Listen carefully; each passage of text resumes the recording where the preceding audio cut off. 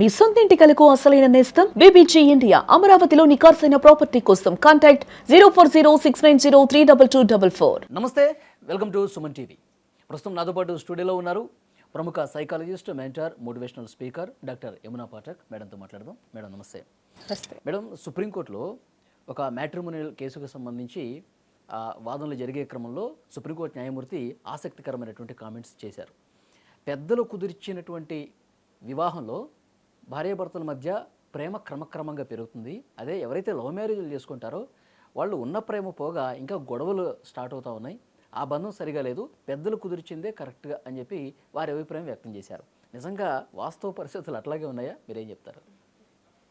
నమస్తే అండి. మన సుమన్ టీవీ ప్రేక్షకులందరికీ నమస్సుమాంజలి. వాలి గారు మీకు కూడా. ఒక అత్యున్నతమైన ధర్మశాస్త్రానికి సంబంధించిన న్యాయమూర్తి వారి యొక్క వ్యక్తిగత అభిప్రాయాన్ని వారు అక్కడ ప్రకటించడం మనం చూస్తూ ఉన్నాం. నేనైతే దాన్ని ఒక వ్యక్తిగత అభిప్రాయంగానే చూడాలని నేను చెప్తున్నాను. ఎందుకంటేనండి ఇక్కడ అంటే విభేదిస్తున్నారు మీరు ఆ అభిప్రాయంతో. విభేదం అంటే నేను ఎవ్రీబడి హ్యాస్ ఇండివిజువల్ చాయిసెస్ అండి. అండ్ మరీ ముఖ్యంగా ఒక హోలిస్టిక్గా ఆలోచించాల్సిన అవసరం ఎంతైనా ఉంది.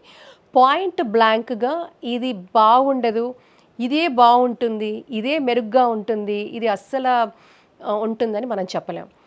ఎందుకంటే there are certain contributing factors అని చెప్తాం. కొన్ని ఫ్యాక్టర్స్ ఉంటాయి. ఆ ఫ్యాక్టర్స్ ఆధారితంగానే రిలేషన్స్ బలంగా ఉంటాయి, బలపడతాయి. అండ్ కాన్స్టెంట్గా పాయింట్ బ్లాంక్గా దీనివల్ల ఇలా ఉంటుందని మనం చెప్పే ఆస్కారం ఖచ్చితంగా లేదని నేను చెప్తాను. ఎందుకంటేనండి పెద్దలు కుదిర్చిన వివాహాల వల్ల మరి మెరుగ్గా ఉంటుందనో లేదా ప్రేమ వివాహాల వల్ల బలహీనంగా ఉంటాయని చెప్పే ఆస్కారం అస్సలు లేదు. అండ్ మరి ముఖ్యంగా ఎందుకంటేనండి మిక్స్డ్ ఒపీనియన్స్, ఎవరి ఒపీనియన్ వాళ్ళకు ఉంటే మనం గౌరవించుకోవాలి. ఉన్నప్పటికీ కూడా వివాహం అనేది ఒక విధానం కాదే, అది ఒక సంబంధ నాణ్యతలతో ముడిపడిన ఒక అద్భుతమైన బంధం. అది ఒక విధానం కాదు. ఇది అరేంజ్డా, లవ్వా, అట్లా ఇది అది ఒక ఇట్స్ నాట్ డిఫైన్డ్ యాజ్ ఇది. అండ్ మోర్ ఓవర్ మీరు చాలా మందిని చూస్తుంటారు, మీరు ఒక సైకాలజిస్ట్గా మిమ్మల్ని చాలా మంది కలుస్తూ ఉంటారు. అంటే మీకు ఎక్కువగా కనిపించిన గ్రాఫ్ ఎట్లా ఉంది? ఎవరు బాగున్నట్టుగా మీకు అనిపించింది? ఎవరినెవరు ఒకరినొకరు ఎవరైతే అర్థం చేసుకుంటూ పరస్పరము అంటారు కదా, పరస్పరము నిందించుకోకుండా ఒకరి వీక్నెస్ని మరొకరు స్ట్రెంగ్త్గా మారుస్తూ పరస్పరము ఒక నాణ్యత గల బంధం వైపే అడుగులు వేస్తూ పరస్పరం ఇంటర్ పర్సనల్ రిలేషన్షిప్స్ చక్కగా మెరుగుపరుచుకుంటూ పరస్పరము అవగాహనతో అర్థం చేసుకుంటూ ఒక చక్కటి కమ్యూనికేషన్ ప్యాటర్న్తో ఎవరైతే ముందుకెళ్తున్నారో అడ్జస్ట్మెంట్ అంటే మ్యారేజెస్లో భాగంగా ఒక సోషల్ అడ్జస్ట్మెంట్ అనేది చాలా ప్రధానంగా పోషిస్తుంది. సో ఎక్స్పెక్టేషన్స్ని కూడా రీజనబుల్గా మార్చుకుంటూ ఒకళ్ళ పట్ల ఒకళ్ళకున్న ఎక్స్పెక్టేషన్స్ని కూడా చాలా రీజనబుల్గా దాన్ని మార్చుకుంటూ తీర్చిదిద్దుకుంటూ ఎక్కడ అడ్జస్ట్ అవ్వాలో, ఎక్కడ తగ్గాలో, ఎక్కడ పెరగాలో తెలుసుకుంటూ ఒకరి వీక్నెస్ని ఎత్తి చూపకుండా దాన్ని స్ట్రెంగ్త్గా మార్చే తరుణంలో ఇవన్నీ కూడా ఇది పరస్పరం ఇట్స్ లెర్నింగ్ అండి, ఒక్క రోజులో అయిపోదు. సో ఇలా ఒకరికొకరు ఒక అడుగు నువ్వైతే ఇంకొక అర్థం చేసుకోవడంలో ఏమన్నా ఫెయిల్ అయినా కానీ ఏమన్నా గొడవలు ఉన్నా కానీ రెండింటిలో ఉన్నాయి అంటారు, అంతేనా? రెండిట్లో ఉంటాయి.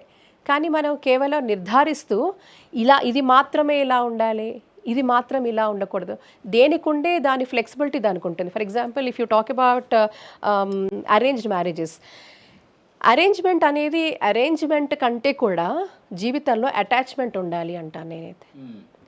అరేంజ్మెంట్ కంటే కూడా అటాచ్మెంట్ ఉండాలి. ఎప్పుడైతే ఆ బంధంలో అటాచ్మెంట్ ఉంటుందో, మరీ ముఖ్యంగా ఇమోషనల్ అటాచ్మెంట్ ఉంటుందో, ఇమోషనల్ డిపెండెన్సీ ఆ రిలేషన్ మీద ఉంటుందో, అక్కడ ఖచ్చితంగా స్టెబిలిటీ ఉంటుంది. ఇప్పుడు అరేంజ్మెంట్లో అటాచ్మెంట్ తగ్గుతుంది అంటున్నారా?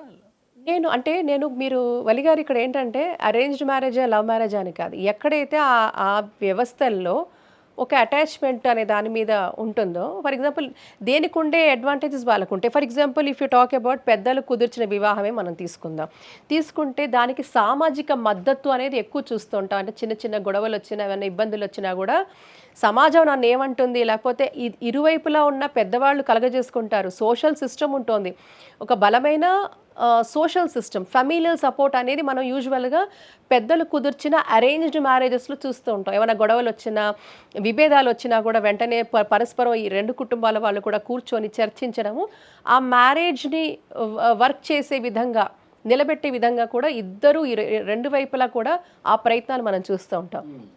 But what about love marriages? Love మ్యారేజెస్లో మీకు ఒక భావోద్వేగ స్వేచ్ఛ అనేది మీరు ఎక్కువగా ప్రకటింపబడుతుంది. ఎందుకంటే ఒకరికొకరు ముందు నుంచి తెలుసుకోవడము, వారి యొక్క అభిప్రాయాలు, అభిరుచులు, ఇష్టాలు ఇవన్నీ కూడా తెలుసుకోవడం వల్ల కూడా ఇక్కడ ఒక భావోద్వేగ స్వేచ్ఛ అనేది మనం చూస్తూ ఉంటాం. అలాగే ఎందుకంటే లవ్ మ్యారేజెస్లో ఇది ఒక వ్యక్తిగత ఎంపిక. మీరు ఇష్టపడి వ్యక్తిగతంగా ఎంచుకున్న వ్యక్తితో మీరు కలిసి ప్రయాణం చేస్తున్నారు వివాహ బంధంలో. అలాంటప్పుడు ఒక ఆత్మ గౌరవానికి, తర్వాత వ్యక్తిత్వ వికాసానికి, తర్వాత ఇలాంటి కొన్ని కీలకమైన మానసిక అవసరాలన్నీ కూడా ఆ రిలేషన్లో బ్యాలెన్స్ అవ్వడం మనం చూస్తూ ఉంటాం. సో ఇక్కడ ఏంటంటే డిబేట్ కాదు, ఇక్కడ ఏది గొప్పది అనేది కాదు. మీరు ఎంతమంది ఒక పాయింట్ చెప్పారు, అంటే ఒక వ్యక్తికి దగ్గర కావటం కావచ్చు, ప్రేమించడం కావచ్చు, ఇది వాళ్ళకి చాలా స్వేచ్ఛ ఉంది, అక్కడ స్వేచ్ఛ ఉంది వాళ్ళకి. విడిపోయే టైంలో కూడా అంతకంటే ఎక్కువ స్వేచ్ఛను వాళ్ళు చూస్తూ ఉన్నారేమో, అందుకే ఎక్కువ లవ్ మ్యారేజ్లో విడిపోవటం ఎక్కువ చెప్పక్కర్లేదండి. ఎందుకంటే చాలా వరకు కూడా మనము అది, నేను మళ్ళీ అదే అంటున్నాను, అక్కడ వారు చెప్పింది కేవలం పెద్దలు లేరు కదా మేడం, పెద్దలు లేరు కాబట్టి ఇంకా ఎక్కువ విడిపోవడానికి లేదు పెద్దలు లేరు కాబట్టి, పెద్దలు లేరని కాదు, చాలా మంది అలాంటి ప్రేమ వివాహాలు చేసుకొని పెద్దల్ని కూడా ఒప్పించి పెళ్లిళ్ళు చేసుకుని శుభ్రంగా హాయిగా ఉంటున్న వాళ్ళు చాలా మంది. ఈ కేసులో పెద్దలతో సంబంధం లేకుండా వాళ్ళంతా వాళ్ళు ఇద్దరు ఇష్టపడి ప్రేమించి పెద్దలకు దూరంగా ఉండే కేసుల గురించి depends from case to case, ఒక క్లయింట్ టు క్లయింట్. కాబట్టి మనం అన్నిటి తీసుకొచ్చేసి ఒక కలగాపులగం చేసేసి ఇది ఇలాగే ఉంటుంది అని చెప్పే పరిస్థితి కాదు. ఏదైనా కూడా ఒక వివాహం అనే ఒక బంధానికి ఎక్కడైతే మనకు ఒక ఇమోషనల్ కోషంట్ ఉంటుందో, ఆ ఫ్లెక్సిబిలిటీ ఉంటుందో, కుషన్ ఉంటుందో, ఆ ఒక్క రిలేషన్స్లో మీరు ఒక స్టెబిలిటీని చూస్తారు. అక్కడ ఒక స్థిరత్వాన్ని మీరు అక్కడ చూసే అవకాశం ఉంటుంది. ఏదైనా కూడానండి నమ్మకం, గౌరవం, సాన్నిహిత్యం, తర్వాత పంచుకునే లక్ష్యం, ఒకరి కోసం ఒకరు అర్థం చేసుకునే తత్వం, ఇవి ఎక్కడైతే ఉంటాయో నిరంతరం కూడా ఇంకొకటి వివాహం అనే బంధము ఏదో ఒకరోజు ఇది చేసేస్తే అయిపోతుంది. అది నిరంతరం మీరు శ్రమిస్తూనే ఉండాలి. మీ రిలేషన్ని బలపరచుకోవడానికి, మీ రిలేషన్కి అర్థవంతంగా దాన్ని మార్చుకోవడానికి మీరు నిరంతరం శ్రమిస్తూనే ఉండాలి. అది వెదర్ మీరు అరేంజ్ మ్యారేజ్ చేసుకుంటారా లేకపోతే లవ్ మ్యారేజెస్ చేసుకుంటారా అనేది ఖచ్చితంగా మీ పట్ల ఉంటుంది. అందుకే అంటున్నాను కదా, దానికి పునాదులే నమ్మకము. మీరు మీ యొక్క వివాహ బంధానికి బలమైన పునాది ఏంటి అంటే అది ఒక నమ్మకం, గౌరవం, ప్రేమ.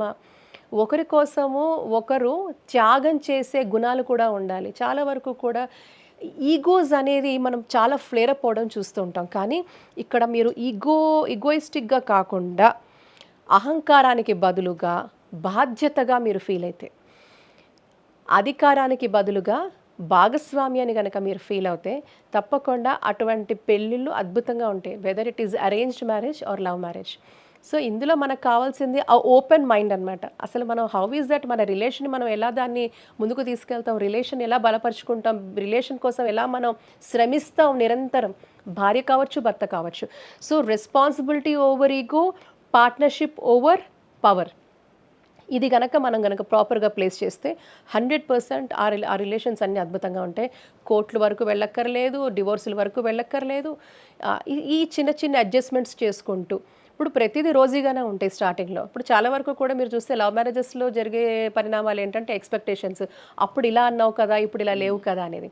సో మన ఎక్స్పెక్టేషన్స్ని మన అదుపులో ఉంచుకొని, నేనేమంటానంటే ఒక అడుగు నువ్వైతే ఇంకొక అడుగు నేను అనుకుంటేనే, అంతే కదా. మనిషి కుంటుకుంటూ నడవలేడు కదా, 2 కాళ్ళు ఇస్తాడు భగవంతుడు. ఎందుకు, ఒక అడుగు నువ్వైతే ఒక అడుగు నేను. నువ్వు ముందున్నావు కాబట్టి నేను వెనకపడిపోలేదు, నేను వెనక్కున్నాను కాబట్టి నువ్వు ముందుకెళ్ళిపోవట్లేదు. నువ్వు ముందుకెళ్ళినా నువ్వు నేను ఒకటే, సరిసమానం అనే ఒక ఆలోచనతో కనుక మన ఆలోచన విధానాన్ని కొంత మార్పులు చేసుకుంటే, మనకు ఫ్లెక్సిబుల్గా ఉండడం నేర్చుకుంటే, ఒక అండర్స్టాండింగ్తో, ఒక మ్యూచువల్ అండర్స్టాండింగ్తో కంపాటబిలిటీ అనేది అప్పుడే వస్తుంది. రెస్పెక్ట్ ఖచ్చితంగా ఉండాలి. రెస్పెక్ట్ అవసరం అంటే ఖచ్చితంగా ఉండాలి. ప్రేమ ఉన్న చోట గౌరవం కూడా ఉండాలి, నమ్మకం ఉండాలి.